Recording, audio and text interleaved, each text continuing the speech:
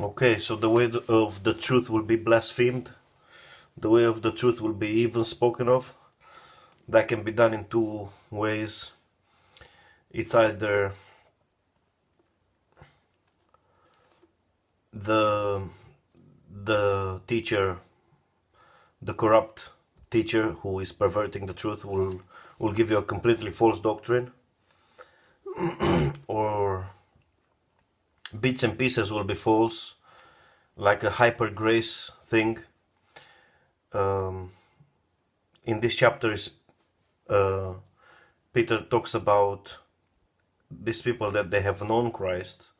They're going back to their sin, just like a dog goes back to eating and returns to his own vomit, to eat his vomit. So clearly, by this statement, we see that in order for us to meet Christ, we need to vomit a few things. And today, preachers don't tell Christians that. Don't tell people that they need to vomit a few things in order for them to meet Christ and to have a healthy new birth.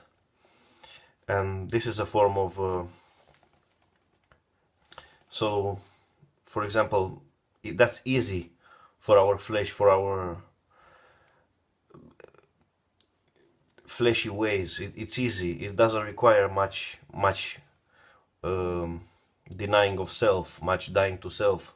If you don't have to vomit anything, Christ will accept you just as you are. All you need to do is say a sinner's prayer. So, but the truth is, we do have to vomit a few things, and the minority of Christians preach that. So that means that the way of the truth will be blasphemed.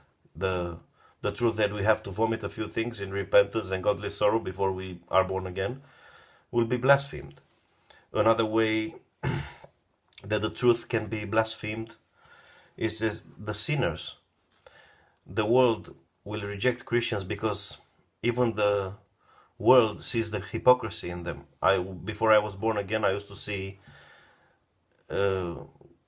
priests in the Greek Orthodox Church, which is similar to the Catholic Church, and they used to live in sin even worse than the world. So they, even though they would preach about Jesus Christ,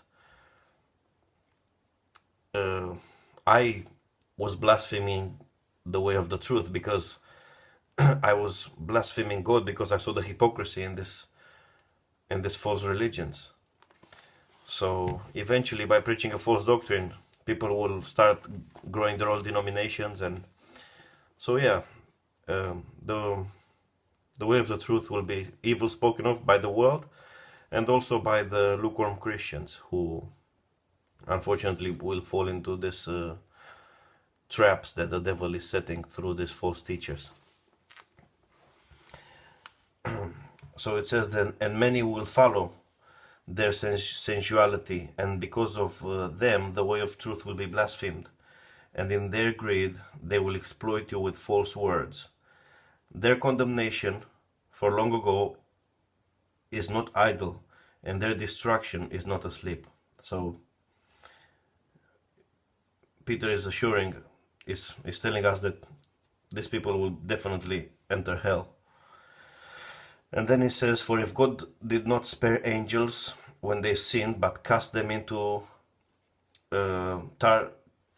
Tartarus or hell, a place of punishment, and committed them to chains of gloomy darkness to be kept until the judgment, if he did not spare the ancient world, but preserved Noah, a herald of righteousness, with 7 others, when he brought a flood upon the world of the ungodly. If by turning the cities of Sodom and Gomorrah to ashes he condemned them,